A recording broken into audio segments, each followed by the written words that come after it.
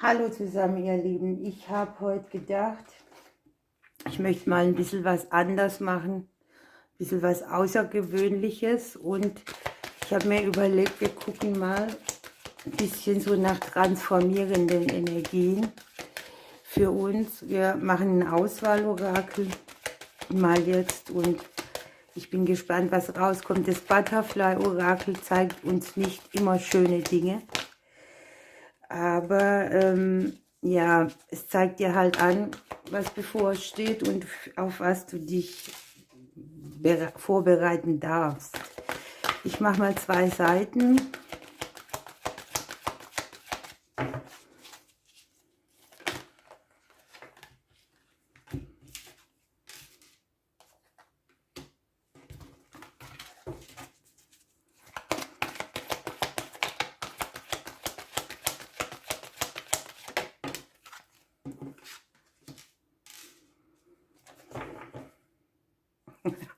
Guckt mal, unten haben wir den Ruhestand.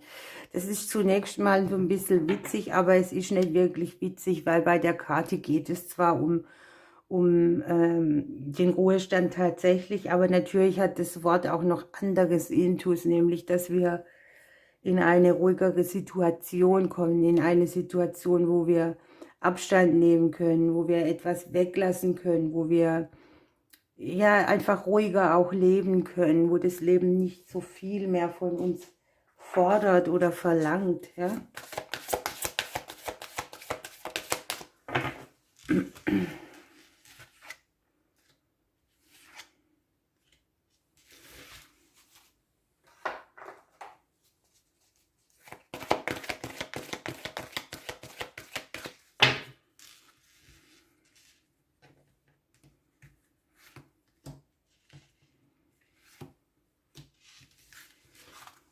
Ich bin gespannt.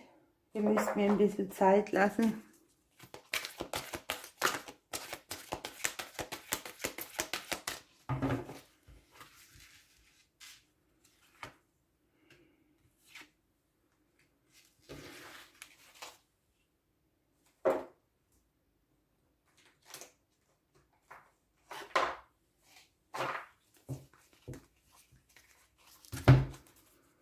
Ja, ansonsten, was kann ich euch sagen?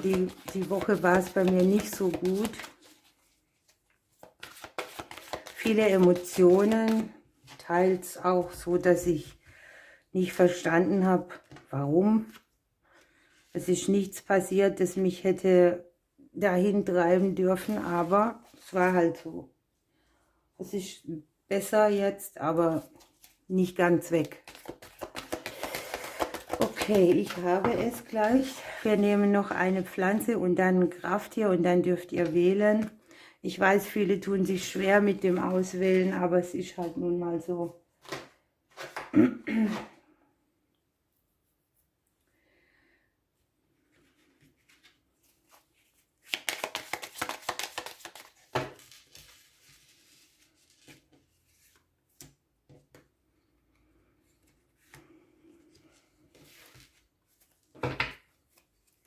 So, jetzt noch das Krafttier und dann könnt ihr aussuchen. Ich stelle gleich noch was dazu, falls ihr euch nicht entscheiden könnt, dass ihr ein bisschen eine Entscheidungshilfe habt.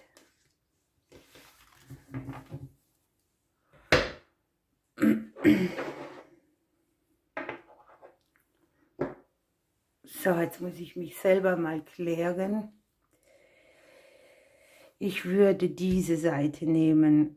Ich dachte zuerst, ich nehme die, aber jetzt nehme ich die. Das heißt, das muss hier mal weg und dann legen wir los.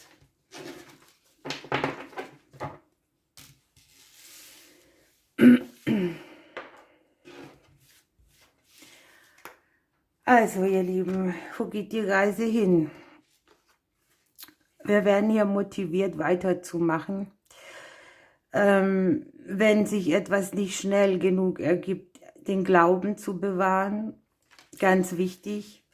Auch wenn man nicht gleich Früchte von etwas sieht, einfach weitermachen, sich motivieren, andere motivieren. Das ist die nächste Phase, ne?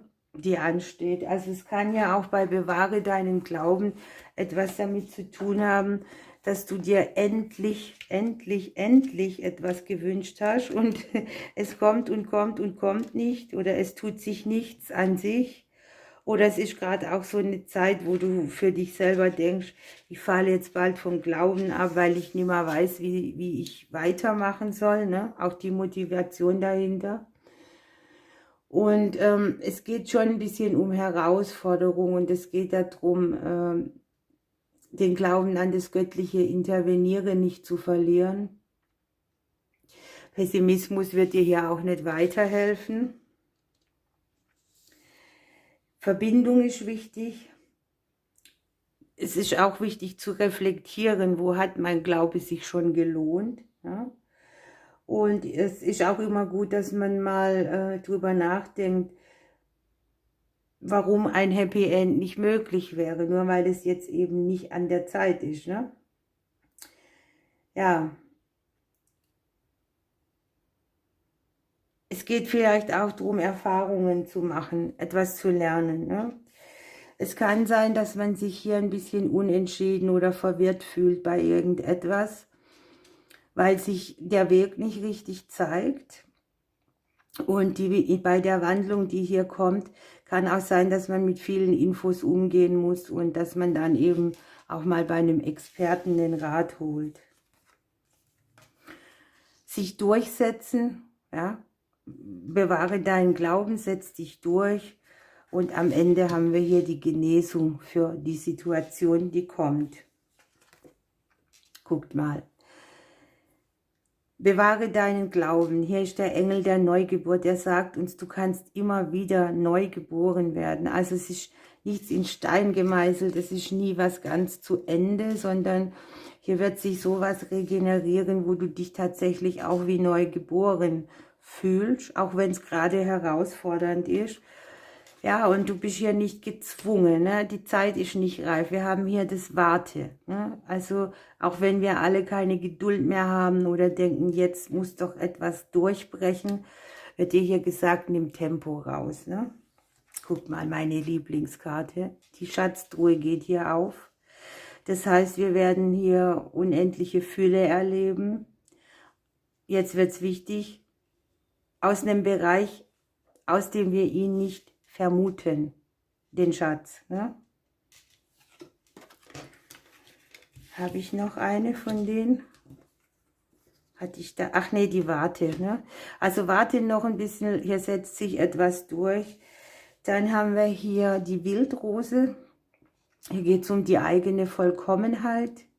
Vielleicht auch um die Genesung dieses Bilds, das man auf sich selber hat. Und hier spürt man auch die Liebe und die Verbundenheit wieder, gerade in der Zeit, wo es herausfordernd ist. Und man hat hier auch das Gefühl, dass man gut ist, wie man ist. Also diese Selbstliebe. Hier haben wir eine Art Frieden schließen. Also die Transformationsphase, die ansteht, die herausfordernd ist, bringt dich in neue Fülle.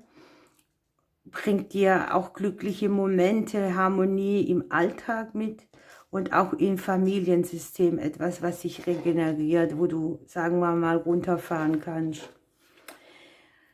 Und dann haben wir hier als Krafttier noch den Biber. Der hat ja zwei ganz schöne Hauer vorne dran.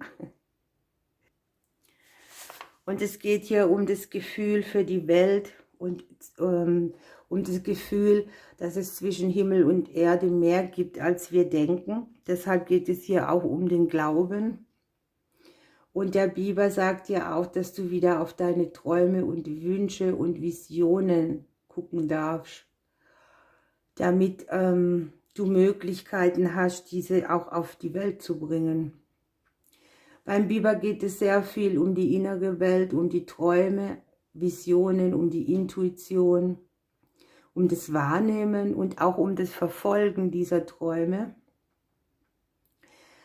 Und jetzt wird es spannend. Hier haben wir den Engel der Neugeburt und hier haben wir mit dem Biber tatsächlich, dass wir etwas ganz Neues erschaffen können, dass wir auch dazu die Kraft haben. und dass wir in unsere schöpferischen Fähigkeiten Vertrauen haben sollen. Ne? Wenn der Biber kommt, stehen die Zeichen ausgesprochen günstig für den eigenen Weg, der im Einklang auch mit dem ist, für was du geboren bist. Ne? Der Biber kann große Bauwerke gestalten, seine Umgebung drastisch umgestalten. Er schenkt Tatkraft und er hilft auch bei der praktischen Umsetzung, bei Neuorientierung, bei Übergangssituationen. Ja, sehr spannend. Also hier entsteht etwas ganz Neues, eine ganz neue Lebensphase und die Prüfung ist eben noch an dieses zu glauben, motiviert dran zu bleiben, sich Info zu holen, wenn es stagniert, mit sich selbst einig sein, ja? Sich durchsetzen, aber nicht nach vorne brechen. Das Leben setzt sich vielleicht auch hier durch. Okay, wir nehmen die andere Seite. Was habt ihr hier Schönes?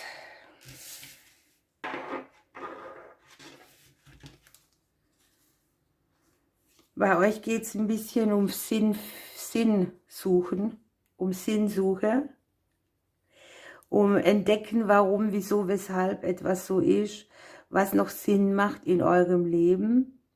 Also ihr macht euch sozusagen so wie auf so eine Schatzsuche.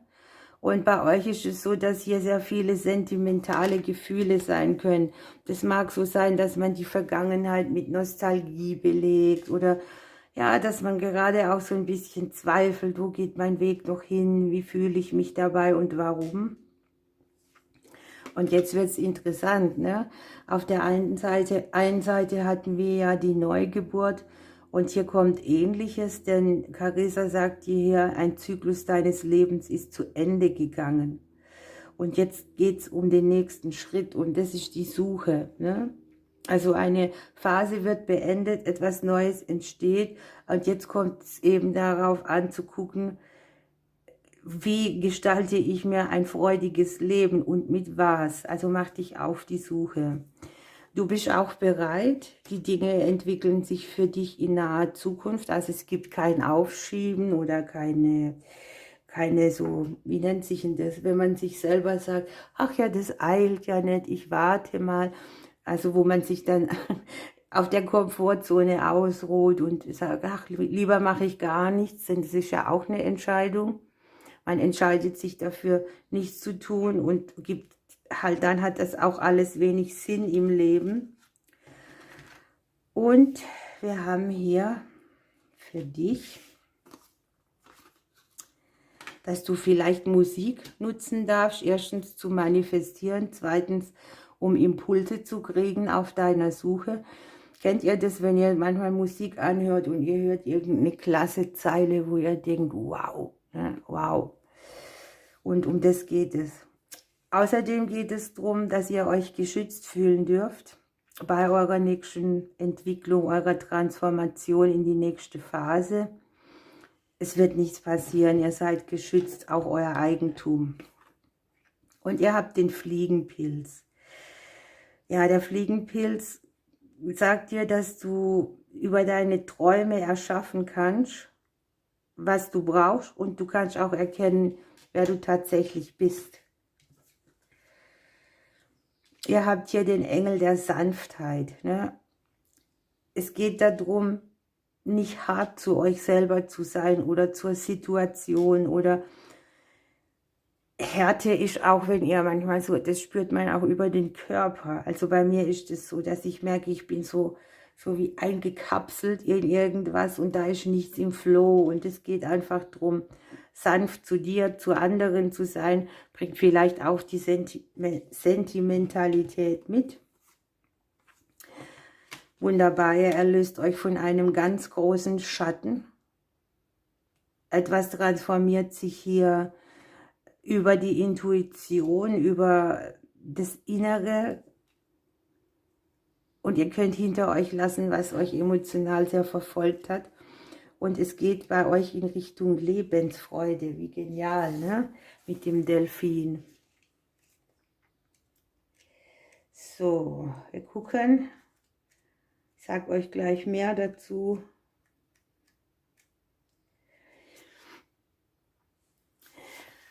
Der Delfin bringt ja einfach eine spielerische Möglichkeit, ja, Dinge zu lösen. Auch hier geht es wieder um die liebevolle Art, um Spaß haben, ums Spielen, um eine glückliche Schwingung, um eine höhere Schwingung auch für dich. Deshalb liegt ja auch die Musik, damit schafft man das ganz gut. Und es geht darum zu schauen, was dir Spaß macht, was dir Lebensfreude schenkt, ne? Suchen. Was auch immer das für die Einzelnen sein kann. Ja, und der Delfin kommt auch in dein Leben, um dir die Schönheit der Kommunikation zu zeigen. Und es gibt auch viele Wege zu kommunizieren, ja. Also nimm jetzt mal, die Musik ist auch eine Form von Kommunikation. Die Delfine, die gelten ja auch als Engel der Meere und die geben dir ein Zeichen, dass alles gut sein wird und seinen richtigen Weg findet.